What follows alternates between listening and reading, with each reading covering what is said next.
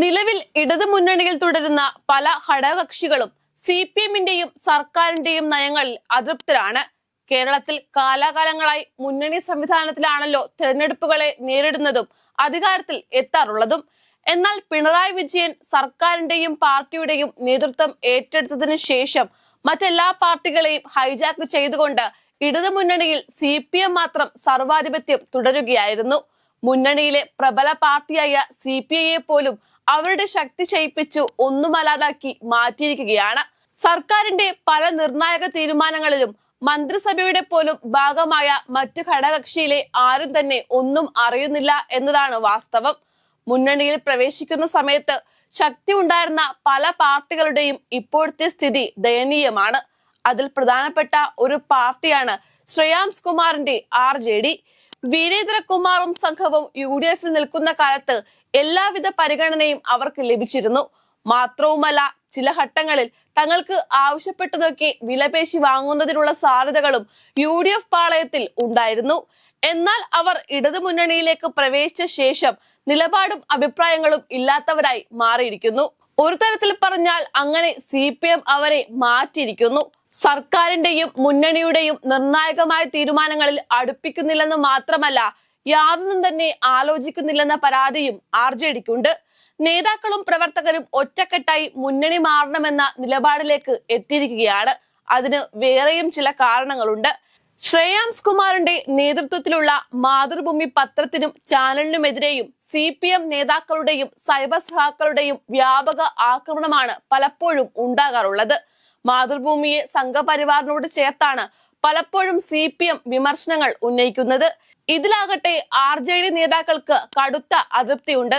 ഏറ്റവും ഒടുവിലായി ബ്രൂവറി അനുമതിയുമായി ബന്ധപ്പെട്ട് ഒട്ടേറെ ഘടകകക്ഷികളുള്ള മുന്നണിയിൽ മന്ത്രി MB രാജേഷ് CPI-യെ മാത്രം അവരുടെ ഓഫീസിലെത്തി സന്ദർശിച്ചതിലും RJD-ക്ക് കടുത്ത എതിർപ്പുണ്ട്.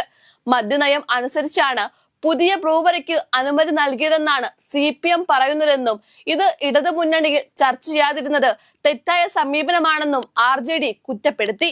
നയപരമായ തീരുമാനമെടുക്കുമ്പോൾ ഭരണമുന്നണിയുടെ ഏകോപന സമിതിയിൽ വെച്ചതിനു ശേഷമാണ് സാധാരണഗതിയിൽ മന്ത്രിസഭയിലേക്ക് പോകേണ്ടത്.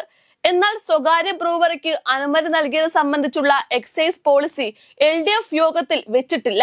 മുൻപുള്ള മദ്യനയങ്ങൾക്ക് 1 വർഷത്തെ കാലാവധി മാത്രമാണുള്ളത്. എല്ലാ വർഷവും എക്സൈസ് പോളിസി പുതുക്കാറുണ്ട്.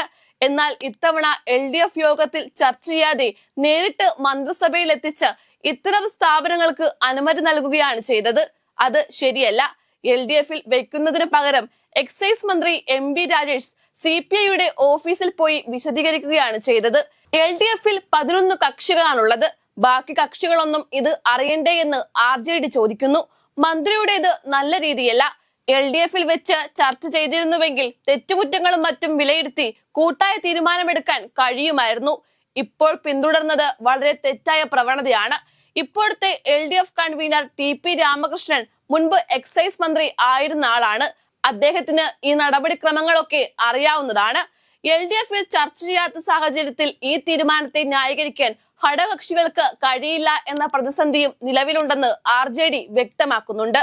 ബ്രൂവറി സംബന്ധിച്ചുള്ള വിഷയങ്ങൾ ഫെബ്രുവരി 2-ന് തിരുവനന്തപുരത്ത് ചേരുന്ന പാർട്ടി സമിതി ചർച്ച ചെയ്ത് തീരുമാനമെടുക്കുവാനാണ് RJD ഉദ്ദേശിക്കുന്നത്. പക്ഷേ അപ്പോഴും RJD അല്ല, ഇനി ആര് മുന്നണി വിട്ടുപോയാലും യാതൊരു പ്രശ്നങ്ങളും ഇല്ലെന്ന കണക്കുകൂട്ടലിലാണ് CPM. അതായത് തങ്ങൾക്കൊപ്പമുള്ള എല്ലാവരുടെയും ശക്തി ക്ഷയിപ്പിച്ച ശേഷം അവരെ പുറത്തു തള്ളുവാനുള്ള CPM-ന്റെ അതിബുദ്ധിയാണ് ഇപ്പോൾ നടന്നുകൊണ്ടിരിക്കുന്നത്. അപ്പോഴും താഴെത്തട്ടിൽ പ്രവർത്തകരെ സംഘടിപ്പിച്ച് നിയമസഭാ തെരഞ്ഞെടുപ്പിന് മുൻപ് UDF-ലേക്കുള്ള സാധ്യതകൾ തേടുകയാണ് RJD.